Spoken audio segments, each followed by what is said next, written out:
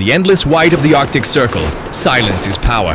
But on February 17, 2028, that silence broke. NORAD's radar screens flickered. Something moved fast, low and coordinated. At first, it looked like a data anomaly. Then came confirmation. A Russian strike group had crossed the Arctic boundary, flying under the polar storm's electromagnetic shadow. From a US base in Thule, Greenland, the alert code Frost Vengeance went live. 4 F-47 Raptors, America's newest stealth interceptors, were scrambled. This was no drill. The Arctic, long seen as a frozen frontier, was about to host the first real dogfight of the AI era. The F-47s lifted into the night sky like silent ghosts. No afterburner flare, no trace on radar. Inside the lead jet, call sign Falcon 1, Captain Elias Ward checked the neural link interface, syncing his heartbeat with the aircraft's adaptive combat AI, Specter. The Arctic winds screamed outside, but inside the cockpit, time slowed. Target trajectory locked. The onboard AI whispered through his headset, voice smooth and calm. Half a world away, the Pentagon watched in real time through quantum encrypted feeds. This wasn't just an interception. It was a test of the F-47's new cognitive warfare suite, capable of predicting enemy intent before the pilot even acted. Below them, Russian Su-57s cut through the polar night, 4 stealth fighters armed with long-range hypersonic missiles. Their objective, a U.S. reconnaissance vessel trapped in the ice. The F-47s split formation. Falcon 1 climbed into the Aurora-lit sky, scanning the void. Then Specter pulsed a red alert.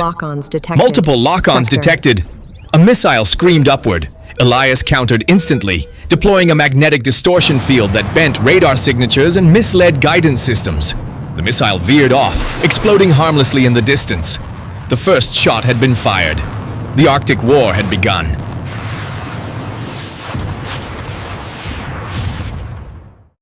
At 2:14 UTC, NORAD's official log recorded engagement initiated. 4 F-47s versus 4 Su-57s. Location, 81 degrees north, 54 degrees west. Back at the control center, analysts watched the digital ballet unfold. Flashes of light, brief radar echoes, vanishing again into the storm. Each move was a chess piece in sub-zero silence. But the F-47s weren't just fighting with speed, they were fighting with foresight. The neural AI predicted Russian maneuvers milliseconds ahead, rewriting battle calculations mid-flight. For the first time, a human and a machine were fighting as one. Elias felt it, the strange electric unity between pilot and plane. Specter wasn't a tool anymore. It was a partner. When his pulse rose, the jet adjusted oxygen flow. When fear spiked, the AI recalibrated the HUD to slow perception. Together, they danced through missile trails and radio static, one thought ahead of death. But across the horizon, a Russian pilot, Colonel Vostrikov, was doing the same. The Su-57M's onboard system Perun mirrored Specter's learning curve. It was now machine versus machine, instinct versus algorithm. The Arctic sky became an invisible arena of code and courage. Northern lights shimmered over the battlefield, their beauty masking chaos below. 2 F-47s dove low to bait missile locks, while Falcon 1 climbed to high altitude for an over-the-top strike. Vostrikov's Su-57 fired 3 hypersonic darts, one locked onto Elias's heat bloom. Specter reacted before he could think. The jet rolled into a spiral, deploying reflective nano-flares that mimicked plasma signatures. The missile detonated prematurely. The shockwave rattled the jet. Elias screamed but stayed in control. In that blinding flash, Specter launched its counterattack. A swarm of adaptive micro-missiles that tracked Russian EM signatures through the storm. The sky lit up like the birth of a new sun. One F-47 vanished. Call sign Viper 3. No distress signal, only static. Signal lost, whispered Specter. Elias felt it like a gut punch. These weren't just call signs, they were friends. On the ground, frozen ocean cracked under falling debris. The Arctic absorbed everything, sound, smoke, and sorrow. The mission shifted from interception to survival. The Russians were retreating, but at what cost? Elias stared at the faint radar echoes. One more Su-57 down. 2 limping home. But so was he. The F-47's fuel reserves were bleeding into the cold.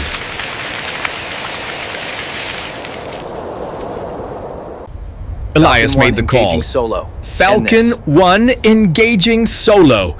End this. He chased the last Russian jet over the ice ridge, their contrails glowing under the Aurora. Specter calculated 0.3 seconds ahead of every move. Vostrikov dived into a canyon of icebergs, trying to vanish from radar. Predictive model 92% confidence, Specter whispered. Elias fired. The missile hit just as the Russian jet reappeared from shadow. A silent bloom of flame erupted against the frozen cliffs. Then came the order. All units disengage. Return to base. The Arctic went silent again. Hours later, the F-47s touched down at Thule Air Base, their surfaces frosted white. The debrief room was silent. No cheers, no applause, just the hum of data analysis. Of 4 jets, 3 returned. The Russians lost 3, 1 unaccounted for. Analysts wrote their report. Operation Frost Vengeance. Mission success. Engagement duration, 18 minutes. Classified level, Omega.